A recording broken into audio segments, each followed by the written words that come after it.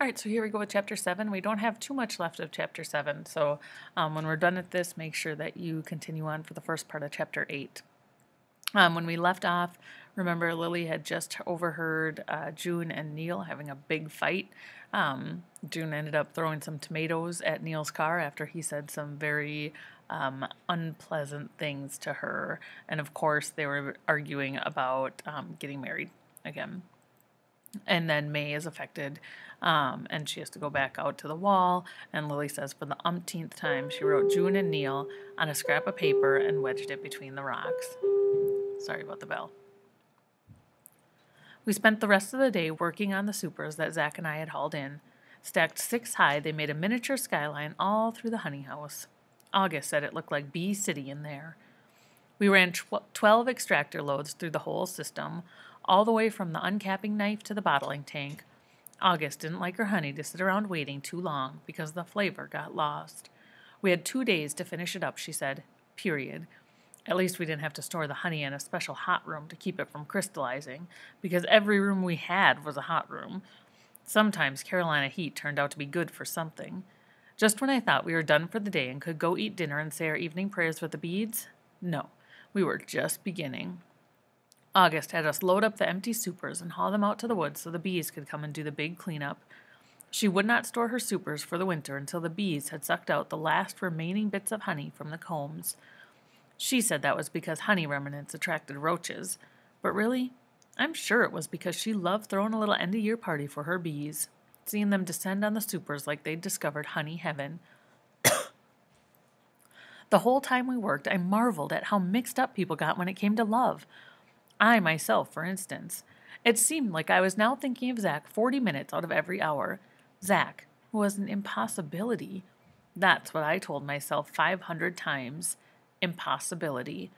I can tell you this much. The word is a great big log thrown on the fires of love. That night it felt strange to be in the honey house by myself. Remember Rosalind moved up into May's room? I missed Rosalind snoring the way you'd miss the sound of ocean waves after you'd gotten used to sleeping with them. I didn't realize how it had comforted me. Quietness has a strange, spongy hum that can nearly break your eardrums. Isn't that strange? Have you ever thought about that? Sometimes when it's quiet is when it seems the most loud. You can hear every sound.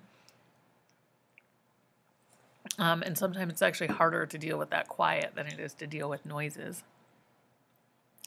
I didn't know if it was the emptiness, the stifling heat, or the fact that it was only 9 o'clock, but I couldn't settle into sleep despite how tired I was.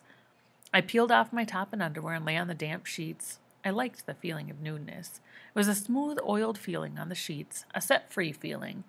I imagined then that I heard a car pull into the driveway.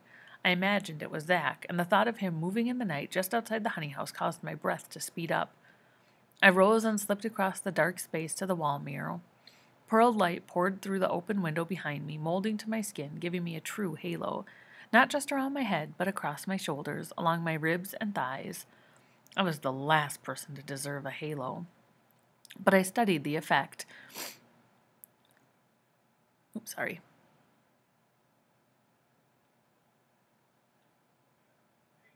I closed my eyes, and the balloon full of craving finally burst open in my chest, and when it did, once you know, one minute I was dreaming of Zach, and the next I was hungering for my mother, imagining her calling my name, saying, "Lily girl, you are my flower." When I turned to the window, there was no one there. Not that I had expected there would be. 2 days later, after we had run ourselves into the ground harvesting the rest of the honey, Zach showed up with the prettiest notebook, green with rosebuds on the cover. He met me coming out of the pink house. "This is for you," he said, "so you can get a head start on your writing." That's when I knew I would never find a better friend than Zachary Taylor. I threw my arms around him and leaned into his chest. He made a sound like "whoa," but after a second his arms folded around me and we stayed like that, in a true embrace. He moved his hands up and down my back till I was almost dizzy. Finally, he unwound my arms and said, "Lily, I like you better than any girl I've ever known, but you have to understand, there are people who would kill boys like me for even looking at girls like you." I couldn't restrain myself from touching his face, the place where his dimple caved into his skin. "I'm sorry," I said. "Yeah, me too," he said. For days I carried the notebook everywhere. I wrote constantly. A made-up story about Rosalind losing 85 pounds, looking so sleek nobody could pick her out of a police lineup. One about August driving a honeymobile around, similar to the bookmobile, only she had jars of honey to dispense instead of books. My favorite, though, was the one about Zach becoming the ass-busting lawyer and getting his own television show like Perry Mason. I read it to him during lunch one day, and he listened better than a child at story hour. "Move over, Williford Marchant," was all he said. And that is the end of chapter 7.